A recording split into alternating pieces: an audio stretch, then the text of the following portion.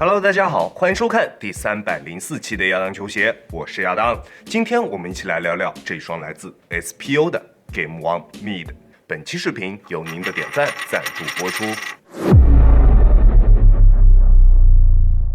在今年9月 ，SPO 推出了 Game One， 近1000元的价格以及不算出色的实战性能，让 SPO 破天荒的给它进行了打折促销。而在1个月之后，就是今年的10月份 ，SPO 又推出了一个 Game One 的另一个版本，就是这一双 Game One Mid。两个版本之间，除了在鞋面方面有些区别之外，大底和中底完全相同，连一起搭配销售的鞋垫也完全一样。Game One Mid 同样搭载速度系统鞋垫进行销售，但是在我体验了一段时间之后，在使用速度系统的情况下，它的实战体验并不出色，甚至可以说有一些垃圾。但是在使用了爆发系统鞋垫之后，它的体验确实会有着非常明显的上升。不过这近1000元的价格，它真的不值。在重量方面 ，Game One Mid 搭载爆发系统鞋垫，单支42.5码的重量在425克左右，重量表现并不出色，并且球鞋中下段的重量占比比较大，穿在脚上的体感重量并不轻质。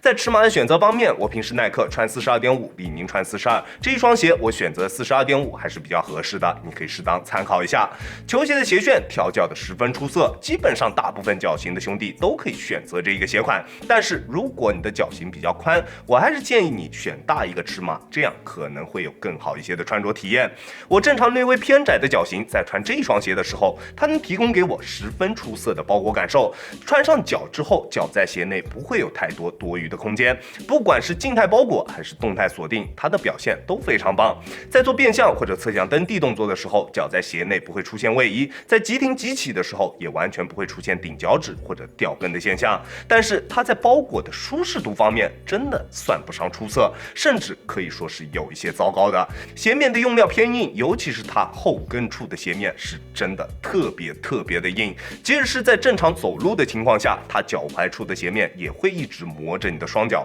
真的特别的难受。还有它最上面鞋带孔位置处的这一个区域，依旧存在着跟 Game One 相同的非常明显的磨脚情况，舒适度真的有些糟糕。在其他方面，其实它跟 Game One 没有什么实质性的区别，毕竟使用的中底和大底全都一模一样，区别仅只是在鞋面这一个部分。虽然它的鞋面舒适度依旧不太出色，但是整体的实战体验会比 Game One 确实要好一些，比 Game One 更灵活一些，锁定也比 Game One 要更好一些，但是它的性能依旧没有办法撑起它1000元级别的售价。这双鞋亚当球鞋主观评级 B+，它的实战表现确实比 Game One 要稍微好那么一些，但是它们的定位其实没有什么实质性的区别。那在几乎相同时期推出的两个几乎相同的鞋款，推出来的原因是什么呢？而先推出一款在性能方面稍微差一点的鞋款，然后再推出这一款实战性能稍微好一点点的鞋款，这种做法究竟又是为了什么呢？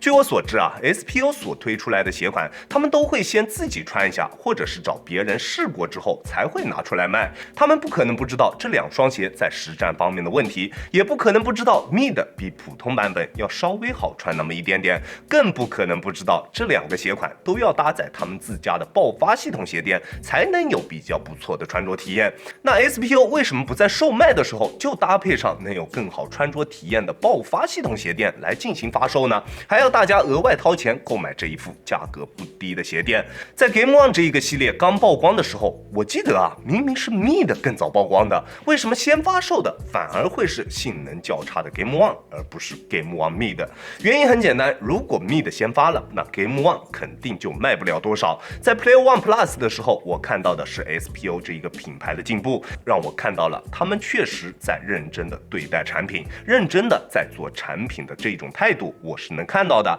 但是 Game 这一个系列一下子又把他们打回了原形。商人永远都会是商人，永远不会站在消费者的立场上为我们广大的消费者进行考虑。OK， 这就是本期视频的全部内容了。再次感谢大家观看本期的亚当球鞋，欢迎大家在各大平台搜索亚当球鞋，记得一定要点击关注哦。那我们下期视频再见吧，大家有空来做 ，Peace。